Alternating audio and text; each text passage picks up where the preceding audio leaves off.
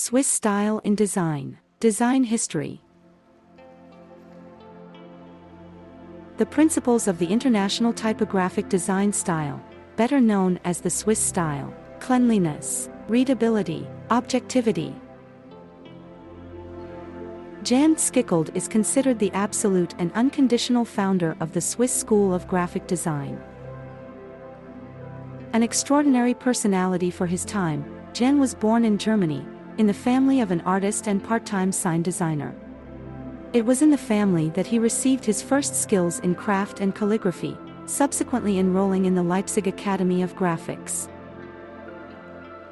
The trend of modernism in art had a strong influence on the young Schichold. Already in 1925 his article, Elementary Typography, was published, which describes the main concepts of the new style: simplicity, conciseness, and ease of perception. The entire arsenal of graphics turned out to be aimed at interacting with the viewer. For this, contrasting colors, rich sans serif fonts, and asymmetric blocks were used. In their work, representatives of the Swiss school of typography use sans serif typefaces.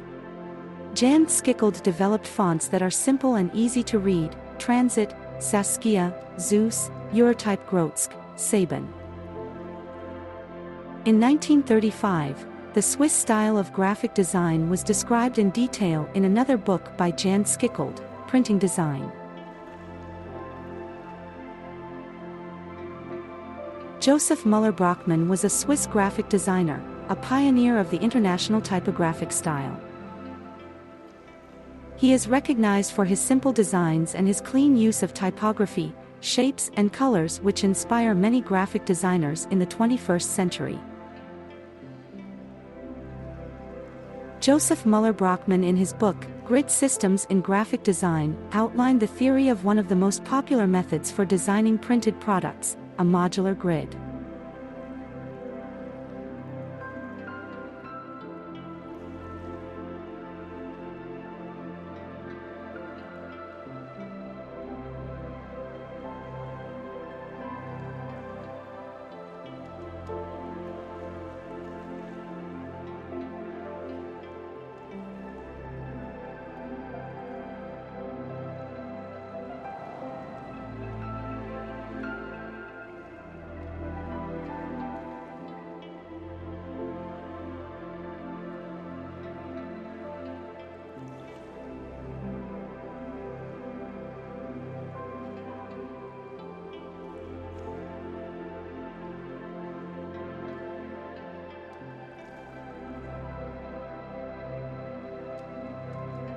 Walter Herdeg was a Swiss graphic designer and editor-in-chief of the Graphis magazine. Graphis magazine, the international journal of visual communication, was designed and published by Walter Herdeg from 1944 through 1985. It originally presented work from fine artists such as Picasso, Vasarely, Munch, and many more. Later, it presented the evolution of graphic design as we know it today, followed by illustration, photography, and eventually advertising.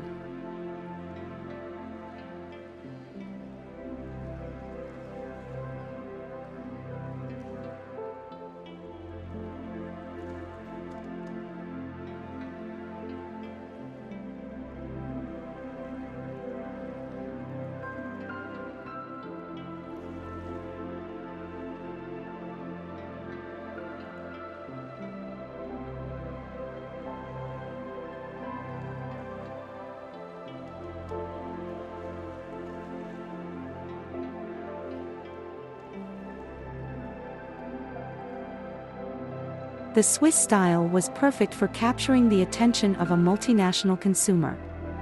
One of the areas where the international style has been most developed has become the pharmaceutical industry.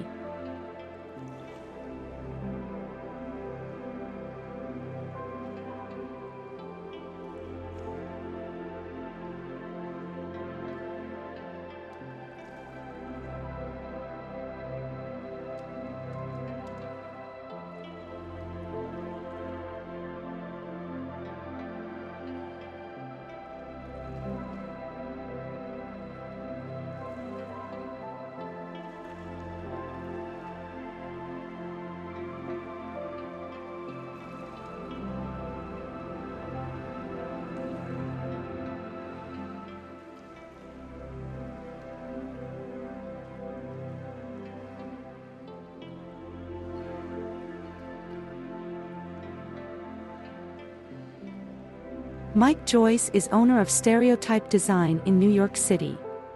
Drawing from his love of punk rock and Swiss modernism, two movements that have almost nothing to do with one another, has redesigned music flyers into international typographic style posters.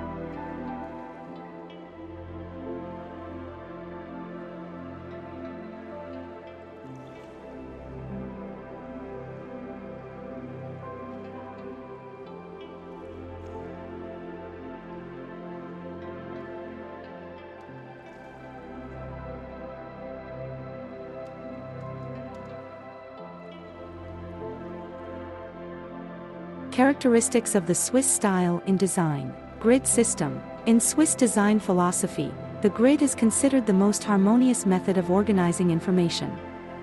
That is why the grid is the starting point for every composition. Grids are useful for designers to arrange content in a way that is legible, readable, and aesthetically pleasing. Fonts. Sans serif fonts convey the idea of simplicity and minimalism to the reader. Text is usually aligned symmetrically to the left or right. The different font sizes in Swiss design provide crucial clues about the hierarchical importance of information. Images. Photos for Swiss style design are usually chosen with objectivity in mind. Images should not contain anything resembling commercial advertising or propaganda. Design should be aimed at the benefit of society and an objective transmitter of information between parts of society. White space, or negative space, allows the viewer's eyes to rest and refocus on the actual design elements in the frame. When design works on the principle of less is more, the viewer actually enjoys it, because it is easier for them to appreciate and understand the design and the message it conveys. Clear communication. In its 100+ years of existence, this design school has survived World War II and design excesses to become one of the most enduring and visually appealing forms of design in history, thanks to a commitment to convey messages with greater clarity.